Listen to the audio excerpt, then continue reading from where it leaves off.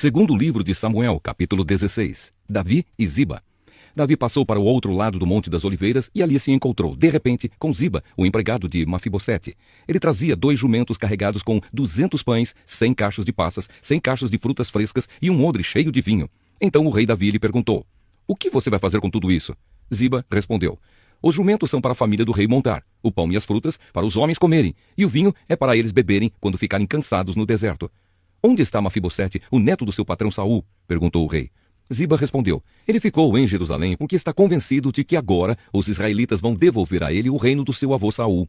O rei disse a Ziba: "Tudo o que era de Mafibosete é seu." Ziba respondeu: "Eu me curvo diante do meu rei e senhor, e que eu sempre possa agradá-lo." Davi e Simei.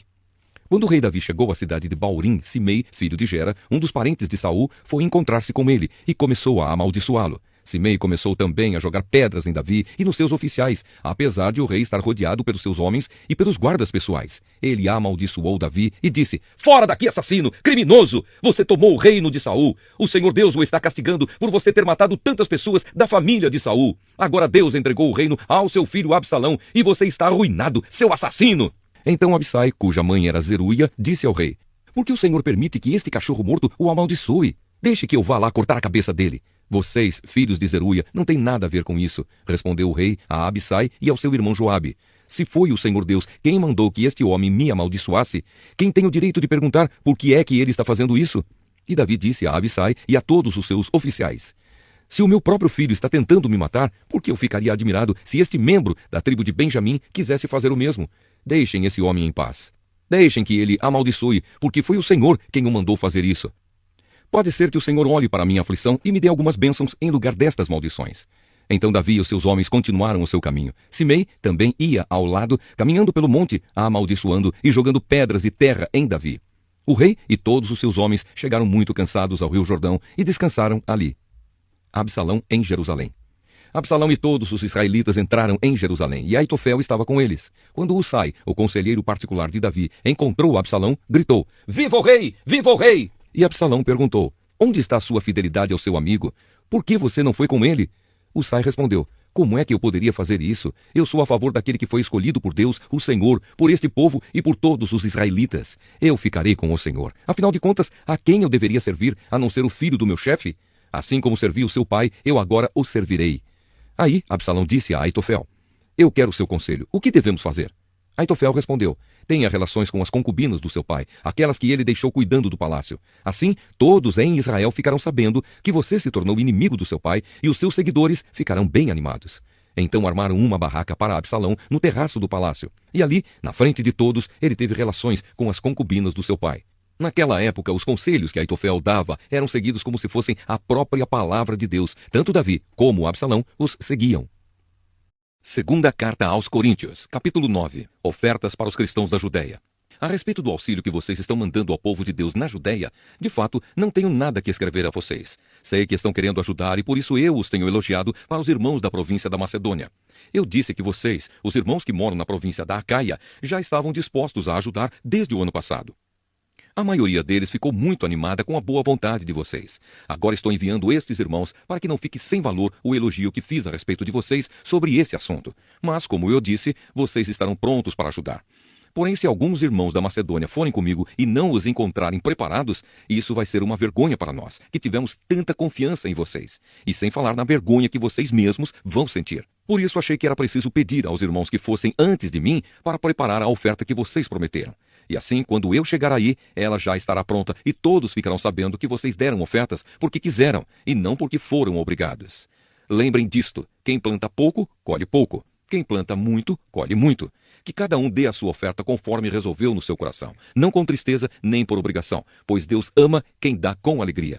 E Deus pode dar muito mais do que vocês precisam para que vocês tenham sempre tudo o que necessitam. E ainda mais do que o necessário para fazerem todo tipo de boas obras. Como dizem as Escrituras Sagradas, Ele dá generosamente aos pobres e a sua bondade dura para sempre. E Deus, que dá a semente para semear e o pão para comer, também dará a vocês todas as sementes que vocês precisam. Ele fará com que elas cresçam e deem uma grande colheita, como resultado da generosidade de vocês. Ele fará com que vocês sejam sempre ricos, para que possam dar com generosidade. E assim muitos agradecerão a Deus a oferta que vocês estão mandando por meio de nós. Porque isso que vocês fazem não somente ajuda o povo de Deus, que está necessitado, mas também faz com que eles façam muitas orações de gratidão a Deus. Eles darão glória a Deus, pois esse serviço que vocês estão prestando mostra a eles como vocês são dedicados ao Evangelho de Cristo, que vocês aceitam e seguem. E eles também darão glória a Deus pela oferta generosa que vocês estão dando a eles e a todos os outros. E eles orarão com muito carinho por vocês, por causa do imenso amor que Deus tem mostrado a vocês. Agradecemos a Deus o presente que Ele nos dá, um presente que palavras não podem descrever. Ezequiel capítulo 23. Duas irmãs pecadoras. O Senhor me disse o seguinte: homem mortal, era uma vez duas irmãs que moravam no Egito. Quando eram jovens, elas perderam a virgindade e se tornaram prostitutas. A mais velha se chamava Oolá, que representa Samaria, e a mais nova, Oolibá, que representa Jerusalém. Eu casei com as duas, e elas me deram filhos. Embora fosse minha, Oolá continuou a ser prostituta e estava louca pelos seus amantes da Assíria. Eles eram soldados de uniformes vermelhos, nobres e oficiais graduados, todos eles jovens atraentes, oficiais da cavalaria. Oolá foi prostituta de todos os oficiais assírios, e a paixão dela a levou a se tornar impura, adorando os ídolos assírios. Ela continuou o que havia começado como prostituta no Egito, onde tinha perdido a virgindade. Desde os seus tempos de mocinha, os homens dormiam com ela e a tratavam como prostituta. Por isso eu a entreguei aos seus amantes assírios, a quem ela tanto desejava.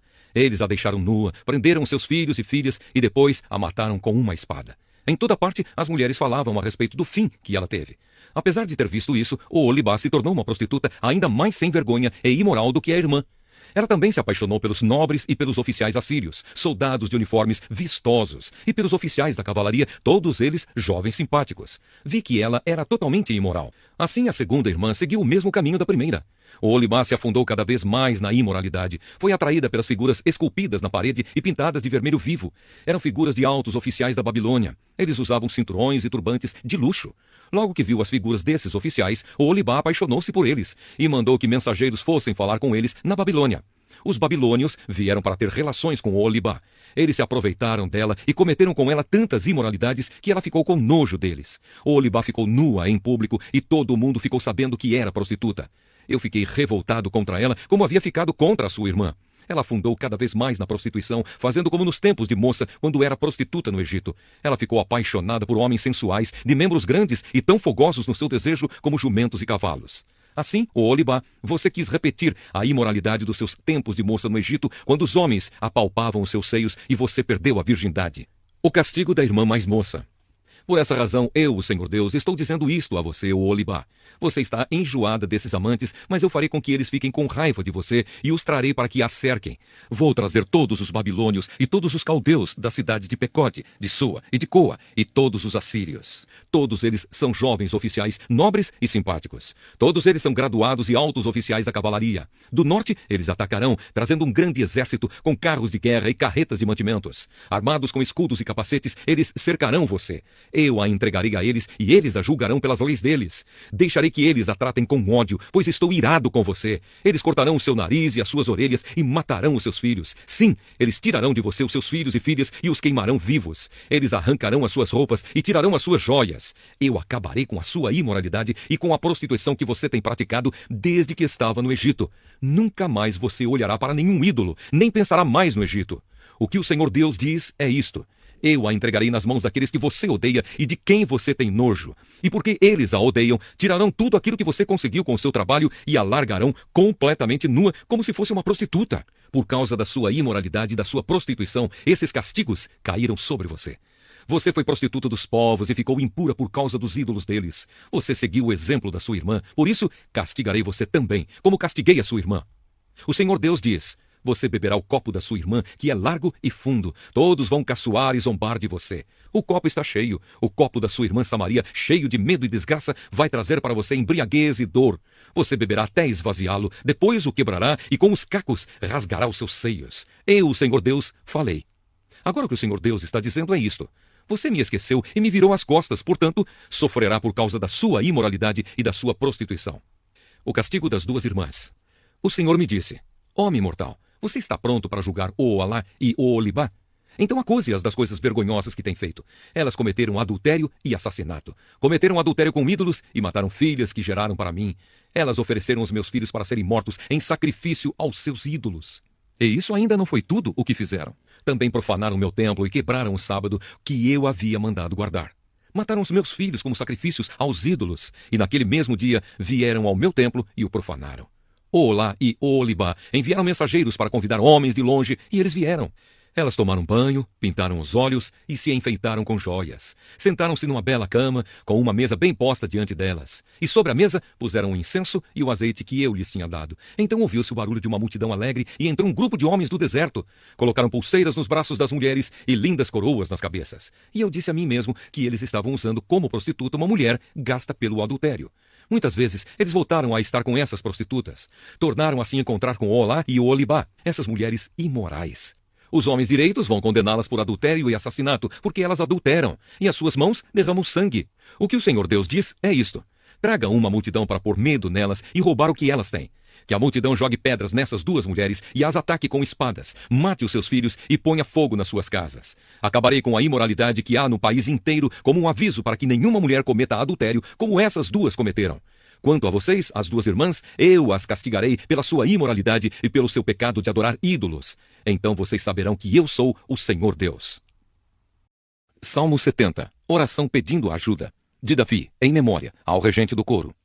Ó Deus, salva-me, ajuda-me agora, ó Senhor Deus, que sejam completamente derrotados e humilhados aqueles que me querem matar, que fujam envergonhados aqueles que se alegram com as minhas aflições, que caiam na desgraça e fiquem cheios de confusão aqueles que zombam de mim, que fiquem alegres e contentes todos os que te adoram, e que os que são gratos pela tua ajuda digam sempre: como Deus é grande. Eu sou pobre e necessitado, vem depressa em meu auxílio, ó Deus. Tu és a minha ajuda e o meu libertador. Não te demores em me socorrer, ó Senhor Deus. Salmo 71. Oração de um velho. Ó Senhor Deus, tu és a minha segurança. Nunca deixes que eu sofra a vergonha da derrota. Ajuda-me e livra-me, pois tu és justo. Ouve-me e salva-me. Ó Deus, sê a minha rocha de abrigo e uma fortaleza para me proteger. Tu és a minha rocha e a minha fortaleza. Ó meu Deus, livra-me dos maus, livra-me do poder dos homens perversos e violentos. Ó Senhor meu Deus, em ti ponho a minha esperança. Desde jovem tenho confiado em ti. Toda a minha vida tenho me apoiado em ti. Desde o meu nascimento tu tens me protegido, eu sempre te louvarei. A minha vida tem sido um exemplo para muitos, porque tu tens sido o meu forte defensor. O dia inteiro eu te louvo e anuncio a tua glória. Não me rejeites agora que sou velho. Não me abandones agora que estou fraco. Os meus inimigos querem me matar. Eles falam contra mim e planejam a minha morte. Eles dizem: Deus o abandonou. Vamos persegui-lo e agarrá-lo, pois ninguém o salvará. Ó Deus, não fiques longe de mim. Ajuda-me agora, meu Deus. Que sejam derrotados e destruídos aqueles que me atacam. Que fiquem arruinados e envergonhados os que querem a minha desgraça. Eu sempre porei a minha esperança em ti e te louvarei mais e mais. Anunciarei que tu és fiel. O dia inteiro falarei da tua salvação, embora não seja capaz de entendê-la. Falarei do teu poder, ó Senhor meu Deus. Anunciarei a tua fidelidade somente. Tu tens me ensinado desde a minha mocidade e eu continuo a falar das coisas maravilhosas que fazes. Agora que estou velho e os meus cabelos ficaram brancos, não me abandones, ó Deus. Fica comigo enquanto anuncio o teu poder e a tua força a este povo e aos seus descendentes. A tua fidelidade, ó Deus, chega até o céu. Tu tens feito grandes coisas e não há ninguém igual a ti. Tu me tens feito passar por aflições e sofrimentos, mas me darás forças novamente e me livrarás da sepultura. Tu me tornarás cada vez mais famoso e sempre me consolarás. Prometo que te louvarei com harpa. Ó meu Deus, eu te louvarei porque és fiel. Na minha lira tocarei hinos a ti, ó Santo Deus de Israel. Cantarei de alegria quando tocar hinos a ti. Cantarei com todas as minhas forças, porque tu me salvaste. O dia inteiro falarei da tua justiça, pois os que me queriam prejudicar foram derrotados e arruinados.